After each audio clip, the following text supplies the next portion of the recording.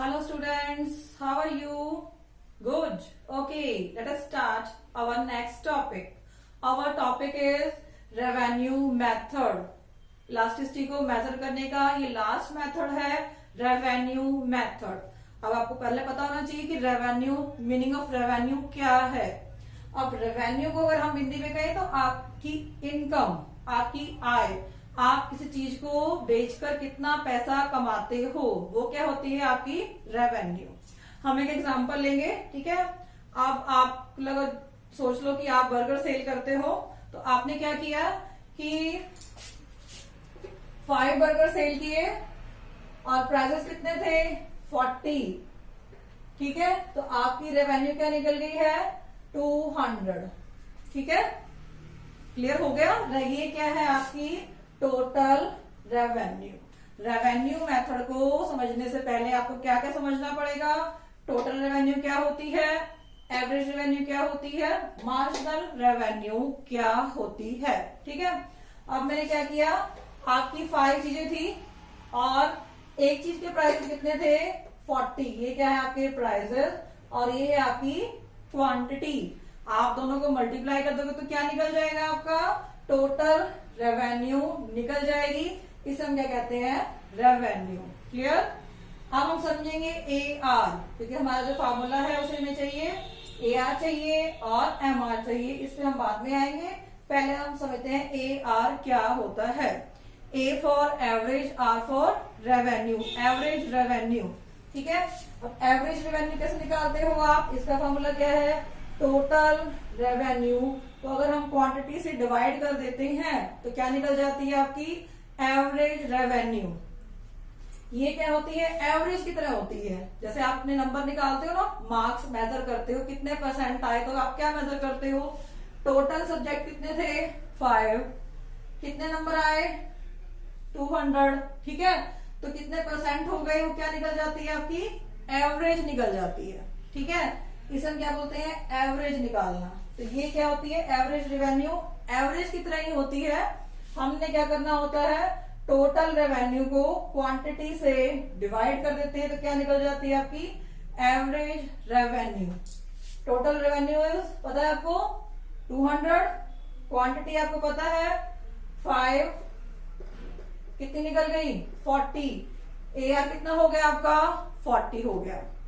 अब M R, M for marginal revenue. ये क्या होता है कि हम मान लेते हैं कि आपने कितनी चीजें 5 चीजें सेल की, कितने की 40 की, ठीक है. कितने टोटल बन गए थे 200 बन गए थे आपके. आपने क्वांटिटी कितनी 5 क्वांटिटी कितने की सेल की 200 की. अगर आप अगली 6 क्वांटिटी सेल करते हो, कितने की सेल करते हो 230 की. टोटल कितने बन गए आपके 5 चीजें आपने 200 में सेल की.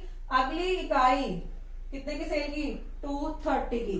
ऐसा हो सकता है अगला चीज कम में सेल करो या अगली चीज ज्यादा में सेल करो, तो क्या निकालोगे, यहां से कितनी क्वांटिटी बढ़ी एक की. 5 से 6 में कितने का गैप है 1 का. यहां कितने का डिस्टेंस है, यहां कितने का गैप है 330 का, ठीक है.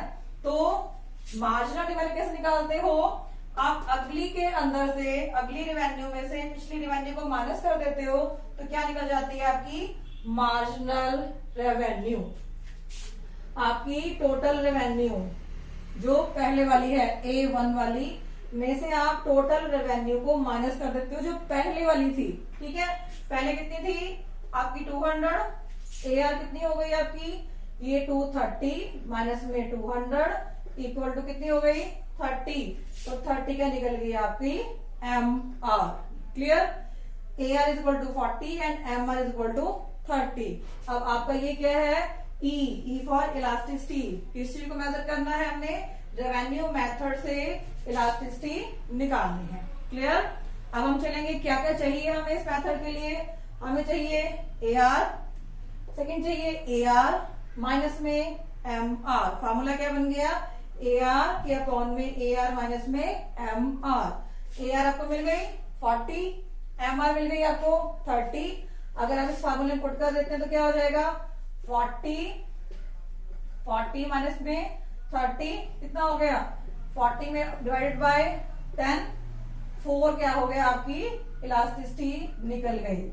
ये क्या है आपकी 1 से ज्यादा, तो इस पॉइंट पर इलास्टिसिटी क्या होगी, ग्रेटर देन 1 होगी, जब इस टाइप की आपकी कंडीशन हो जाएगी।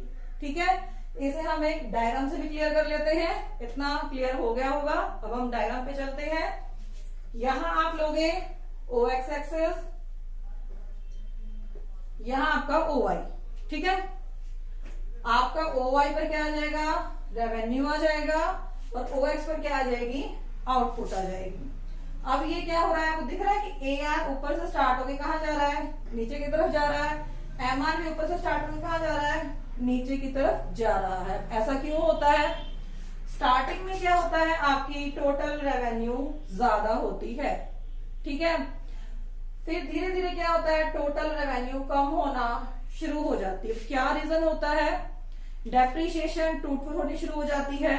कोई कंपनी स्टार्ट करोगे तो उसमें नुकसान भी तो आएगा। स्टार्टिंग में तो बिजनेस अच्छा चल रहा है, फिर मशीनें घिसने लग जाएंगी, डेप्रिसिएशन होगी, तो क्या होगा, नुकसान ज्यादा होगा।